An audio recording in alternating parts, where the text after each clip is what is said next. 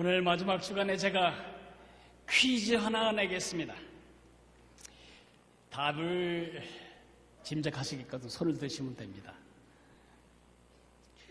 이것은 가장 큰 풀입니다. 풀 중에서 가장 큰 풀입니다. 이것은 풀 중에서 가장 빨리 자라는 풀입니다. 이것은 풀 중에서 우리에게 가장 많은 유익을 주는 풀입니다. 아직도 손이 올라가지 않네요. 힌트 하나만 더 드리고 말겠습니다. 이것은 풀 중에서 가장 강한 풀입니다. 한 분 있어요. 두 분, 세 분. 답은 대나무입니다. 상은 집에 가서 부인에게 받으시기 바랍니다. 대나무는 나무가 아닙니다. 우리가 나무라고 불러왔을 뿐이지 대나무는 풀입니다.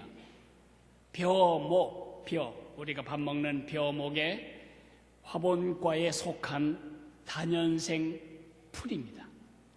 나무가 되려면 이 채관부와 물관부 그 사이에 계속해서 이 목질부에 영양이 쌓여서 목질부가 이렇게 커지고 그 성장이 부피가 늘어나야 되는데 대나무는 늘어나지 않습니다. 대나무는 죽순 안에 그 대나무가 다 들어 있습니다. 죽순 안에 그 나무 매듭도 다 들어 있고 굵기도 다 결정돼서 그냥 자라는 것입니다. 대나무가 꽃이 피죠. 저도 조그맣게 핀 건 여러 번 봤습니다만은 전체적으로 핀 건 볼 수가 없었습니다. 대나무 꽃은 60년에 한 번도 피고 100년에 한 번도 피는 아주 희한한 꽃입니다. 그리고 나서 열매를 맺습니다. 그러면 다 죽습니다.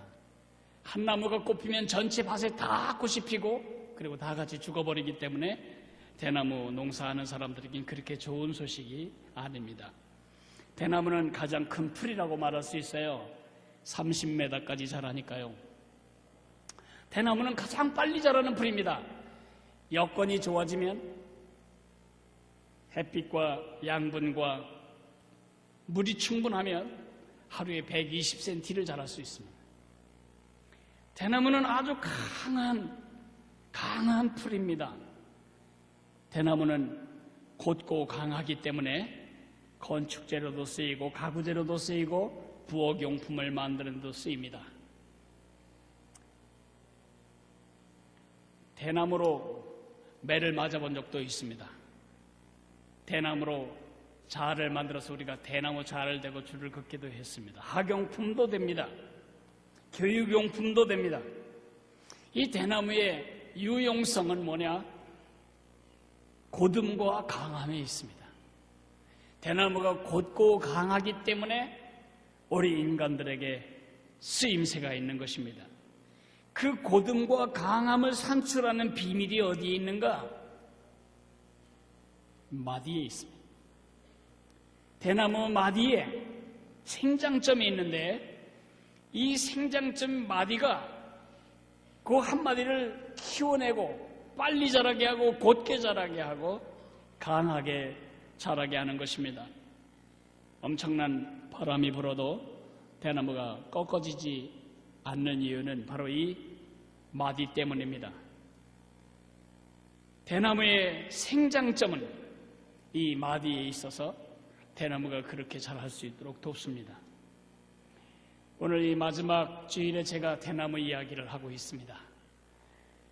또 한 해가 마무리 지어지고 또 새로운 해를 맞는 이 즈음, 특별히 오늘은 우리의 다음 세대들이 한 단계씩 학년이 올라가고 부서가 올라가는 진급식까지 했습니다. 우리 삶의 마디입니다.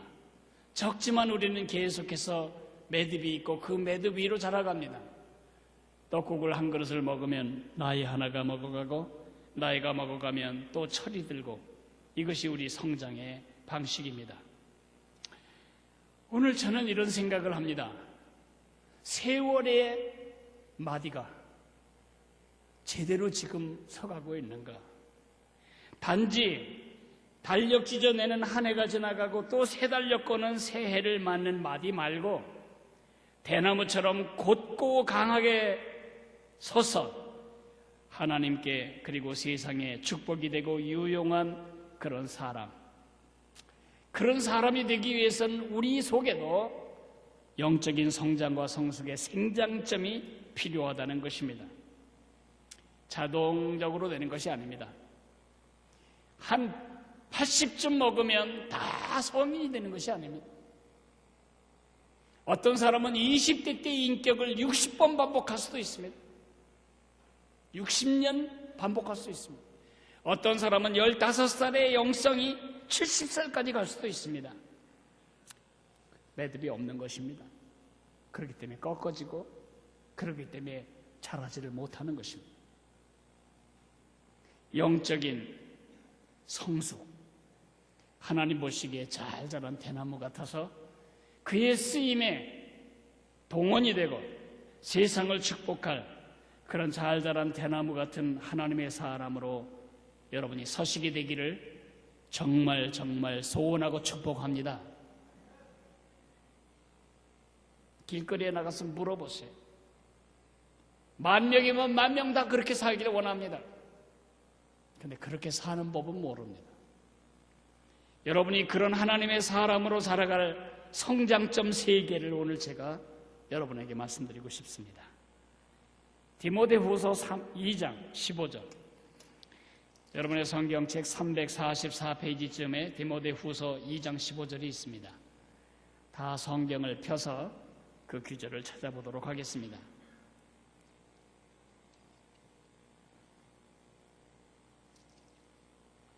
디모데후서 2장 15절 말씀입니다. 찾으셨으면 저와 함께 큰 소리로 읽겠습니다. 너는 진리의 말씀을 옳게 분별하며 부끄러울 것이 없는 일꾼으로 인정된 자로 자신을 하나님 앞에 드리기를 힘쓰라. 이 짧은 한 가지 귀절 때문에, 한마디의 귀절 때문에 얼마나 많은 하나님의 사람들이 자라는지 모릅니다. 이것을 영어 성경으로 하면 그 중요한 단어들을 AWANA, 하나님 앞에 인정된 자로서 부끄러울 것이 없는 하나님의 사람이 되라. 어와 나라고 하는 그 이름으로 붙여진 다음 세대의 운동이 전 세계적으로 얼마나 많은 다음 세대들을 곧고 강한 하나님의 대나무로 세워가는지 모릅니다. 오늘 이 귀절을 통해서 저는 여러분과 함께 3가지 생장점을 장착할 수 있도록 주님께서 우리에게 깨우쳐 주셨으면 하는 바람을 가지고 이 말씀을 드리겠습니다. 첫째는 바른 목표라는 생장점입니다. 15절 하반절에 보면, 맨 끝에 보면 이렇게 되어 있습니다. 인정된 자로 자신을 하나님 앞에 드리기를 힘쓰라. 인정된 자로, 하나님이 인정하실 만한 사람이 되라. 우리 성경이 여러 번을 읽어도 이렇게 와닿지가 않네요. 인정된 자로 자신을 하나님 앞에 드리기를 힘쓰라. 인정된다. 새 번역은 그걸 이렇게 번역하고 있습니다. 하나님께 인정을 받는 사람이 되기를 힘쓰십시오. 뭐라고 인정을 받는다고요? 좋아. 그게 내가 원하는 거야. 그게 내가 기뻐하는 거라고. That's it. 바로 그거야. 그렇게 하나님이 인정하실 삶의 목표를 늘 가지라는 것입니다.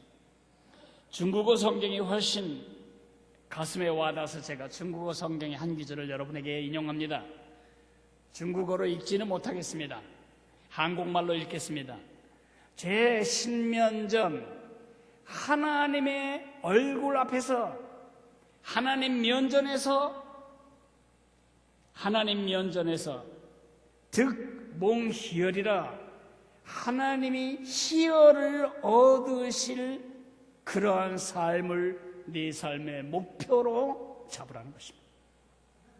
무슨 말을 하든지, 무슨 생각을 하든지, 무슨 계획을 하든지, 어디에 있든지, 어떤 처지에 있든지, 어떤 환경에서 살든지 항상 내 삶의 한 가지 목표, 하나님을 기쁘시게 하는 것.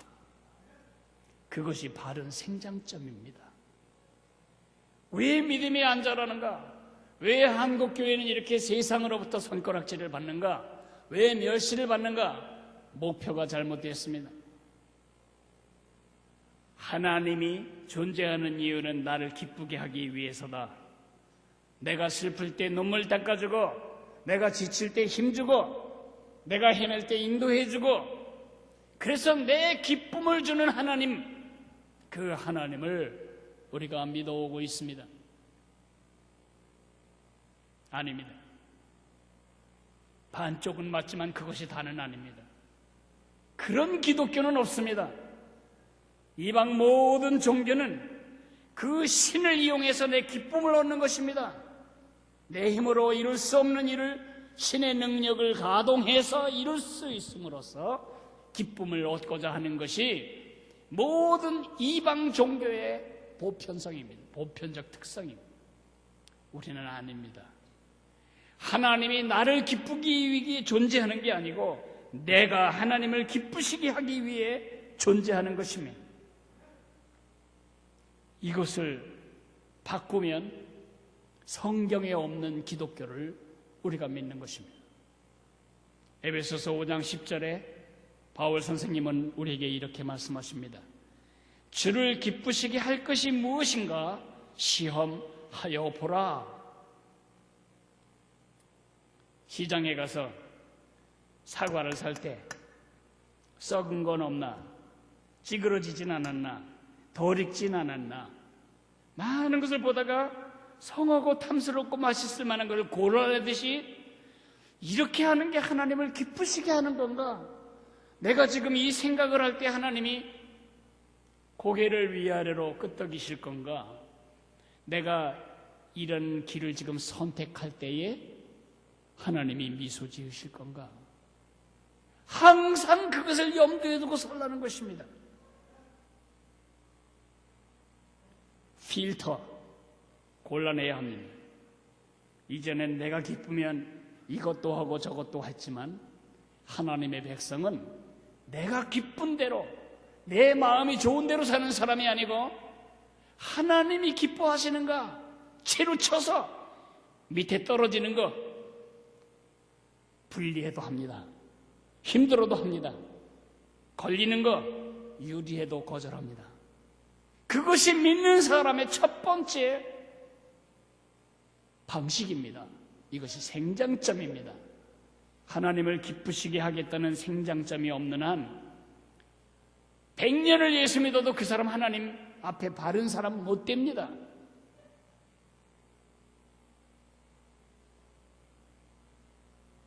하나님 기뻐하시나? 이 생각을 하나님 기뻐하실까? 이 결정을 하나님이 기뻐하실까? 이 말을 하나님이 들으시면서 얼굴에 미소를 지으실까? 항상 그렇게 생각하는 습관이 필요합니다. 하나님이 기쁨, 그 바른 목표라는 생장점이 여러분의 삶을 360도 바꿔놓게 됩니다. 180도 바꿔놓게 됩니다. 두 번째는 바른 태도입니다.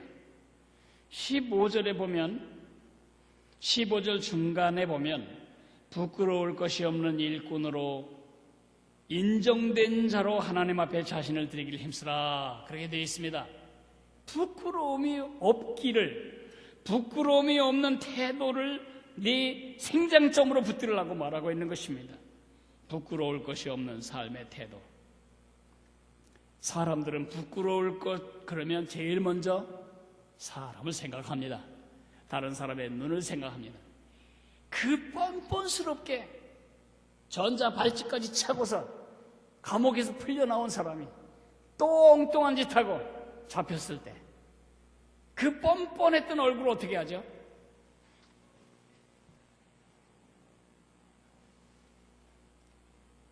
부끄러운 건 알아요. 근데 누구 눈만 안 부끄러우면 되냐? 사람 눈. 우리 아들이 텔레비에 나오는 이거 다 보면 어떻게, 그러니까 이거 가리는 것입니다. 사람 눈앞에 부끄럽지 않게 살려고 한다면 우리 하나님의 사람 못 됩니다. 우리는 영적인 연기자로 전락합니다. 사람들의 눈앞에서는 괜찮은 사람 될 겁니다. 이 속은 썩어 문드러질 것입니다. 들키지 않은 한 우린 좋은 사람이 될 것이고, 들키면 우리는 얼굴 팔리는 사람 될 것입니다. 우리는 사람 앞에 부끄러운 사람이 아니어야 합니다. 사람 앞에서만 부끄럽지 않으면 되는 사람이 되어서는 안 됩니다. 내 양심에 부끄러움이 없어야 합니다. 내가 임종의 자리에 삶을 되돌이켜 정산하면서 부끄럽지 않은 삶을 살다 죽기를 바랍니다. 죽은 다음에 하나님 앞에 가서 서셨을 때에 주님 앞에서 얼굴 못 들고 부끄럽지 않을 삶을 우리 모두 살아가게 되기를 바랍니다. 하나님 앞에는 분장이 필요 없습니다. 하나님 앞에는 연기가 통하지 않습니다. 매너리, 우리의 생얼굴이 주 앞에 부끄러울 곳이 없어야 합니다. 그러려면 어떻게 해야 될까? 빌립보서 1장 20절에 현대어 성경은 이렇게 말하고 있습니다. 나의 간절한 기대와 희망은 내가 부끄러움을 당할 일을 일치하지 않고 살든지 죽든지 어떤 순간에도 나의 존재로 그리스도의 영광을 드러내는 일입니다. 이런 사람이 있을까요? 그런 사람은 이 땅에 있지 않습니다. 우리는 원래 부끄러운 사람이었으니까요. 저도 그런 사람이 아닙니다. 제 마음에 스쳐가는 수많은 감정들이 다 여러분에게 읽혀진다면 여러분 이 자리에서 떠날 것입니다. 구질구질한 생각들, 악한 감정들, 강팍한 내 마음의 오기들, 저는 부끄럽습니다. 그러나 저는 부끄럽지만은 않습니다. 부끄럽기도 하지만 저는 부끄럽지 않기를 위하여 오늘도 포기하지 않습니다.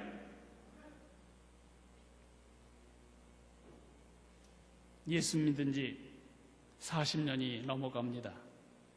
40년 전 부끄러웠던 것이 100이라면 지금은 부끄러운 것이 20도 안 됩니다.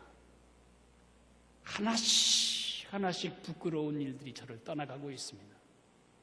영이 될 때는 언제일지 아시죠? 저는 제가 부끄러움이 전혀 없을 그 순간까지를 제가 내다봅니다. 양승헌 목사가 소천하다. 그날 저는 부끄러울 것이 전혀 없을 것입니다.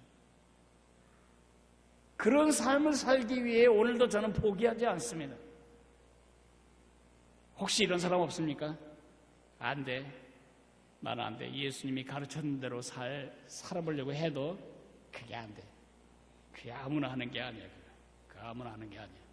나는 그냥 이런 수준에서 그저 적당하게 유지하면 좋겠다. 아닙니다. 그거는 자기 모독입니다. 저는 포기하지 않는 이 상을 누구에게 배웠는가? 아가들에게 배웠습니다. 애기들이 누워있다간 뒤집습니다. 그 몸 하나를 뒤집기 위해 얼마나 발짓을 많이 하고 팔을 움직이고, 제가 만약 갓난 아기가 팔 움직이듯이 움직이면 저 몸살나 죽을 겁니다. 그런 에너지를 키운다며 뒤집어 엎습니다. 우리 아기가 엎기 시작했다. 지켜놓으면 또 엎어지고, 지켜놓으면 또 엎어지고. 평생 그렇게 애쓰지 말고 그냥 누워있거라. 그런 엄마는 아무도 없습니다. 이 아이는 힘들어도 또 엎어져야 하고 또 지켜져야 합니다. 그러면 다음 단계 기기 시작하면 다리는 움직이지 않고 팔로 이끌며 앞으로 갑니다. 안 될 일이죠. 그 그래가지고 걷겠습니까? 그래가지고. 그렇다고 자녀에게 너 주제를 모르는구나, 그래가지고 싹이 노라니까 그냥 가만히 있거라, 그럴 엄마는 아무도 없습니다. 아이가 길을 쓰고 앞으로 갈 때 엄마는 어떤 올림픽 금메달리스트보다 자기 아기가 기는 것이 신기한 법입니다. 하나님이 지금 그렇게 우리를 내려다보고 계신 겁니다. 보아라, 내 아들 양성원이 지금 긴다, 기어.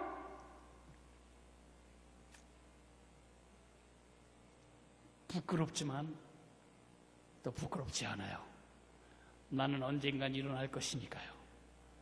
이 아이가 어느 날 앉습니다. 앉기 위해서 많은 시행착오를 합니다. 뒤로 발라당 나가자빠지기도 하고, 앞으로 코가 처박히기도 하고, 옆으로 쓰러지기도 하고. 인간이 아닙니다. 그러나 아가는 포기하지 않습니다. 조금 있으면 이 아이가 일어납니다. 얼마나 자주 주저앉아서 엉덩방아를 찢고 뒤로 나가자빠집니까? 얘야, 그러다 죽는 것보다는 안진뱅이로 사는 게 낫겠다. 그런 엄마는 아무도 없습니다. 아이가 그 많은 시행착오를 하며 또 일어납니다. 일어난 다음엔 그것만 해도 고마운데 아이는 쉬지 않습니다. 한 발짝, 두 발짝. 그래 걸어가지고 교회 다니겠습니까? 에이그 안 되겠다, 야, 그냥 앉아서 살지. 그런 엄마는 아무도 없습니다. 전화합니다. 어머니, 왜 무슨 일이 있냐? 우리 아기가 두 발짝 걸었어요. 기적입니다. 아기는 그것으로 끝내지 않습니다. 아무것도 의지하지 않고 걸을 때까지 또 시행착오합니다. 주저앉기도 하고 엎어지기도 하고 뇌진탕 일어날 정도로 자빠지기도 하면서도 아가는 포기하지 않습니다. 조금 있으면 뛰기 시작합니다. 뒤뚱거리며 뛰는 것이 차라리 안 뛰었으면 싶은데 엄마는 안 뛰는 아기를 기도하지 않습니다. 그 아이가 뛰어야 합니다. 이런 어려운 과정을 통해서 여러분이 지금 걷고 계신 거 아시나요? 부끄러움이 없기를 원하는 사람이 하늘나라 맨날 주님 부끄러움이 없기를 원합니다. 그게 제 소원입니다. 그 기도를 1000날을 드리고 10년을 드린들 그런 일이 벌어지겠습니까? 부끄러움이 없기를 힘쓰는 것입니다. 부끄러울 일은 거절하고 부끄럽지 않을 일은 힘쓰고,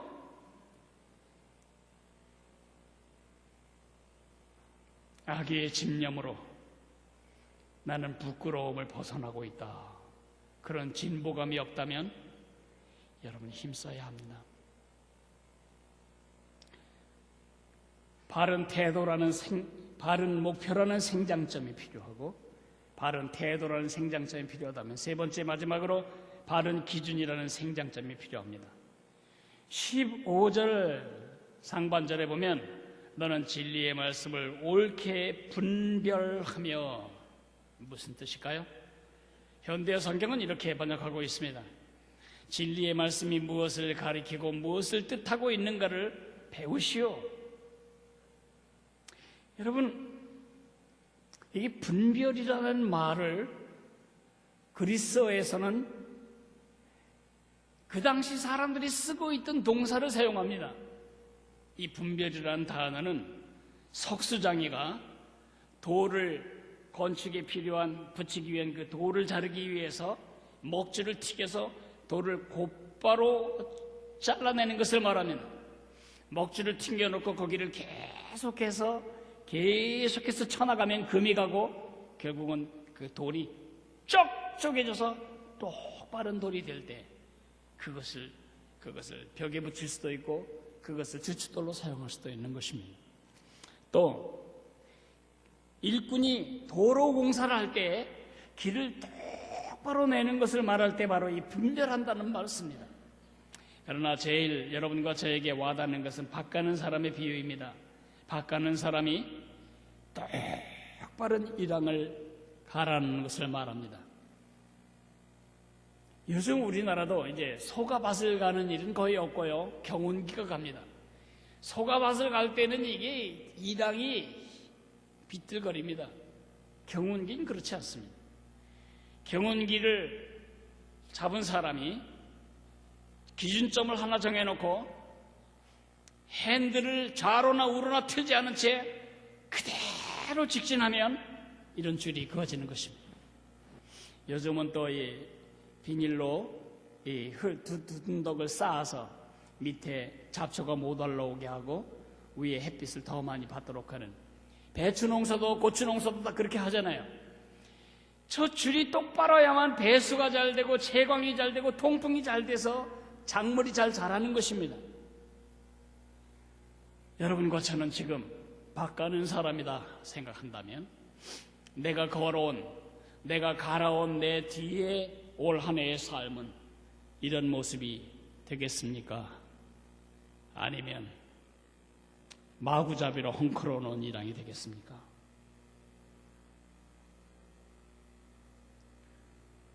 이렇게 갈기 위해서 제일 중요한 건 기준점입니다. 운동장에 체육 선생님이 줄을 그을 때 이게 자대고 긋는 게 아닙니다. 새끼줄을 먼저 한 다음에 그걸 따라 긋는 게 아닙니다. 체육 선생님은 하얀 회가 들어있는 굴림통 하나를 들고 목표 하나를 잡고 그냥 걸어갑니다. 주변에서 떠들어도 그냥 가야 되고 공이 와서 뒤통수를 쳐도 절대 다른 데 쳐다보면 안 됩니다. 끝까지 그 목표를 향해서 가면 줄이 빠르게 그어지게 되어 있는 것입니다. 우리가 그런 사람입니다. 정말 하나님께 부끄러우며 하나님을 기쁘시게 하는 삶을 살기를 원한다면 가장 중요한 것은 바른 기준이 서야 됩니다. 영어 속담에 이런 속담이 있습니다. Dusty Bibles lead to dirty lives. 먼지가 낀 성경은 삶을 더럽게 만든다는 것입니다.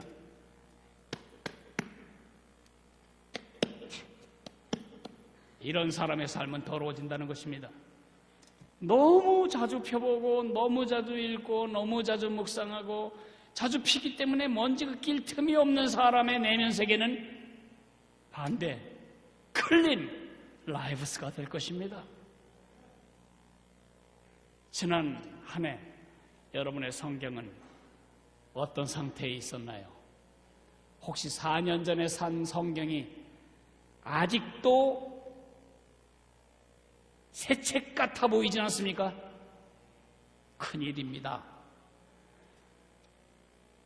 미국 속담에 더러운 성경은 영혼을 깨끗하게 하고 깨끗한 성경은 영혼을 더럽게 한다는 말이 있는데, 성경 안에 밑줄도 그어지고 눈물 자국도 떨어지고 커피 한 잔 마시다 흘린 얼룩도 있고 뭔지 몰라서 밑줄 근 것도 있고 옆에 써놓은 낙서도 있고 여러분의 영혼이 맑아집니다. 지금 왜 우리 한국교회 성도들이 세상으로부터 존경을 잃어버렸는가? 왜 우리는 하나님과 세상에게 대나무같이 곧고 강한 삶을 살지 못하는가? 그 이유는 우리가 기준을 잃어버렸기 때문입니다. 다른 사람이 사는 식으로 살지 마세요. 대세를 따라가며 살면 안 됩니다. 우리는 흐름을 따라 사는 사람이 아니고 이 기준을 따라 사는 사람입니다. 그러므로 이 기준에서 눈을 떼는 순간부터 우리 삶의 일항은 갈지자로 흔들리기 시작할 것입니다. 2014년을 앞두고 기도하고 또 기도하다가 우리 성도들이 대나무로 치면은 하늘을 찌르는 곧고 강한 하나님의 사람으로 서기 위해서는 하나님의 말씀을 어떻게든지 손에 붙잡게 해야 되겠다. 그래서 성경 읽기 그룹을 처음에 만들어주겠다, 그런 생각을 했었는데, 그거보다는 우리 교회 공동체가 모두 합쳐서 성경 300독을 한번 해내야 되겠다, 성경 300독 대행진을 한번 벌려야 되겠다 하는 생각을 하게 되었습니다. 2월 3일부터 제가 우리 교회 30명의 성도들을 모시고 이스라엘 성지 답사를 갑니다. 그리고 1월 1일부터 우리 교회 모든 성도들이 다 합쳐서 300독을 해나갈 수 있도록 이 큰 영적인 흐름을 이끌어야 되겠다, 이런 생각을 합니다. 제가 300분의 100분의 1은 제가 하겠습니다. 3독은 제가 하겠습니다. 297명이 필요한데 297명의 선수가 필요합니다. 그게 바로 너다, 그렇게 성령께서 말씀하실 때 아니라고 말하지 말고 빨리 이름을 쓰세요, 여기다가. 그래서 이따 저 뒤에 넣으시면 지하에 우리 사진판이 있습니다. 거기에 여러분의 이름을 다 적어놓고 일독이 끝날 때마다 별을 붙여드리겠습니다. 별을 붙이겠습니다. 300독을 끝내고 나면 어떤 일이 벌어질까? 먼지가 많이 벗어질 겁니다. 내년에도 후년에도 그렇게 해간다면 여러분의 삶이 흔들거림이 없는 말씀의 기초 위에 서게 될 것입니다. 이제 말씀을 마무리 지으려고 합니다. 만약에 대나무가 마디가 없다면, 대나무는 대나무가 아니고 큰 풀일 뿐입니다.